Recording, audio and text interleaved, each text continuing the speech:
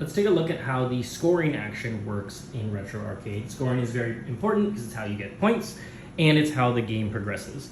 So what we do is on our turn, we place one of our gamer dice on this score actions place here with this little trophy on it.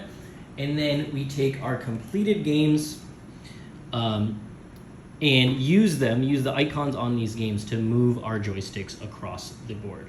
So each one of these icons allows us to move in the direction of that game, the direction that it depicts on the scoreboard. So these two racing ones, we'd be able to move up 2 spaces like this, 1, 2, towards the racing. And then for the fighting game here, we also have 2 icons, so we can move to the right 2 spaces like that. Wherever our joystick lands, we get to take this tile and claim it, put it in on our arcade board, and this one earns us 3 points at the end of the game. Other ones give us end game scoring conditions, these ones towards the edge of the board. So this would be 3 points per each joystick that I have locked on this board. So the idea here is that you want to prep yourself properly before you score. And there are ways to do that. Obviously, having enough games completed. You can gather a lot of the hype resource, which 3 give you 1 movement space in any direction. So that gives you a little versatility. And you can unlock more joysticks to put on this board. So you can have multiple joysticks.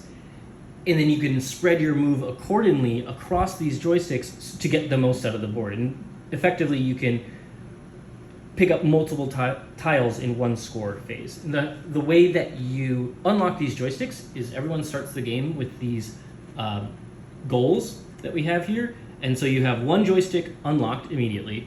And then you can unlock more joysticks by achieving these goals, which are doing various objectives throughout the game. So this is 4 upgrades, this is completing 4 games of a different type, and this is having 8 tiles from the build board. So 8 tiles that you've built on your arcade board.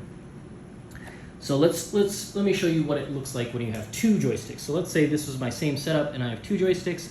So I can move them independently. So let's say for my 2 fighting, I would go 1, 2 here. And then for my 2 racing games, I would go up by 1, 2, 1, 2. And now I've positioned myself to claim 2 tiles on this board. So that's very, very important to have multiple joysticks on the board while you're scoring. If I ever make it to these corner spaces, then I can remove my joystick from the board. So I can't move it around anymore, but I get to place it on one of these spots, which earns me points per that game type at the end that I've completed at the end of the game. So this is 3 points per racing game.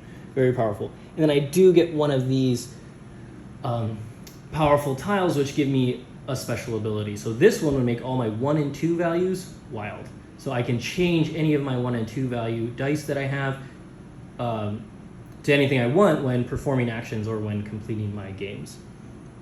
Another important thing that the scoreboard does is every time we score, we count down this little timer here by 1. So anytime someone scores, we count it down by 1. When it reaches this final destination, the round ends. And what we do is we clear off the games of that level. So if it's level 1, all of these would clear out from the game. Level 2 games would come out.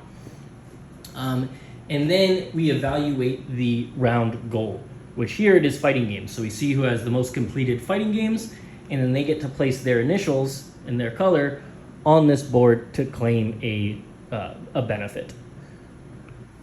So that's how the scoring works.